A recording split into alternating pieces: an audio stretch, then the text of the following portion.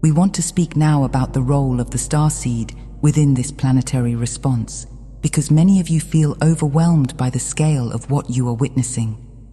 You see the planet responding, societies reacting, systems shaking, and you ask yourselves, what is my place in this?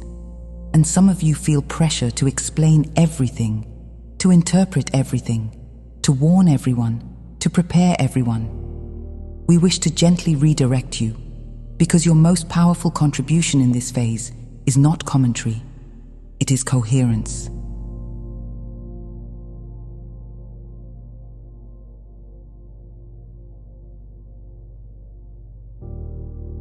A coherent being stabilizes the field around them. This is not metaphor, it is measurable. When a physical vessel is regulated, when a heart is coherent, when a mind is not flooded by fear, that alignment radiates. It entrains. It invites others into regulation without force. And during periods of planetary adjustment, this becomes invaluable. Not everyone will understand what is happening. Not everyone will want to. But everyone feels the field. And when they encounter someone whose presence is steady, whose reactions are measured, whose words are grounded, their systems respond. They calm, they listen, they orient. This is why we say that your role is not to amplify drama. Drama already has momentum. Drama does not need help. What the field needs are anchors. Humans who can hold intensity without escalating it. Humans who can witness instability without becoming unstable. Humans who can acknowledge change without narrating catastrophe.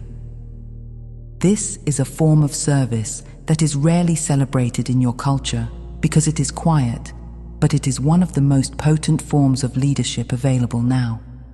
We also wish to address the concept of disclosure here, because many of you associate solar activity and planetary response with the idea that hidden truths are about to be revealed through announcements, confessions, or dramatic events.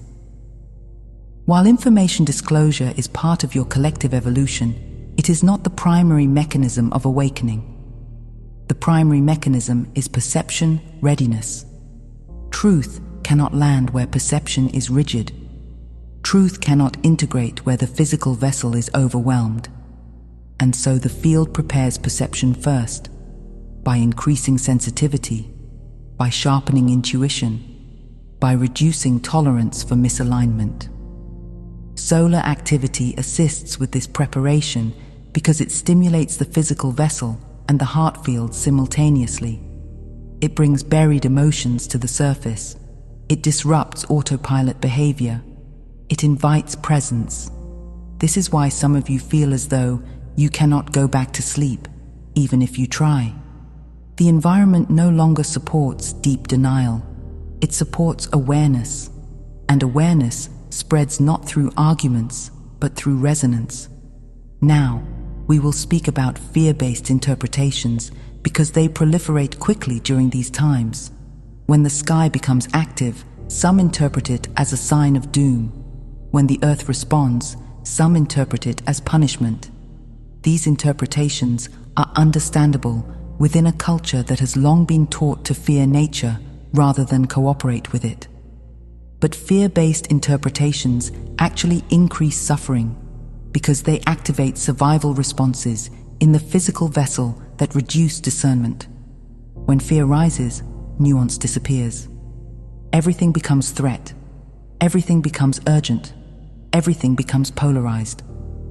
We invite you, instead, to hold a different posture. Curiosity without alarm. Presence without panic.